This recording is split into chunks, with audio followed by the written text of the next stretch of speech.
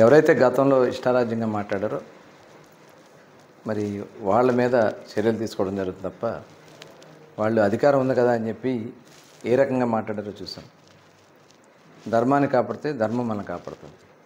కానీ ఆ రోజు వాళ్ళు అధర్మంగా లేనిపోయినటువంటి నిందలు మోపి లేనిపోయినటువంటి కేసులు పెట్టించి అరెస్టులు చేయించి వ్యక్తిగతంగా కూడా మనుషుల్ని దూషించి ఇవాళ ఏ రకంగా చంద్రబాబు నాయుడు గారిని, పవన్ కళ్యాణ్ గారిని, లోకేష్ గారిని ఇంత దారుణంగా మాట్లాడిన సందర్భాన్ని మనం చూసాం.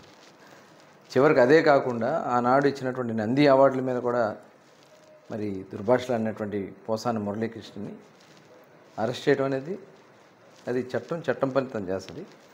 చట్ట ప్రకారమే ఇవాళ ఏది జరిగినా చట్ట ప్రకారం ఈ రాష్ట్రంలో జరుగుతుంది. ఇవాళ ఎందుకు అరెస్ట్ చేశారు, ఎందుకు చేశారు అనేది వైసీపీ నాయకులు మాట్లాడతానికి కూడా అర్హత లేదు. వాళ్ళు చేసినటువంటి అన్నీ కూడా దుర్మార్గాలు, దాడులు, సోషల్ మీడియాలో మాట్లాడించడం, అసభ్యంగా మాట్లాడటం, మనుషుల్ని కించపరచడం, ఇవన్నీ కూడా తిరిగి మళ్ళీ వాళ్ళకి తగులుతున్నాయి. ఇలాంటివి ఎట్టి పరిస్థితుల్లో ప్రోత్సహించకూడదు. అందరూ కూడా మంచిని ప్రోత్సహించాలని చెప్పి కోరుతాను.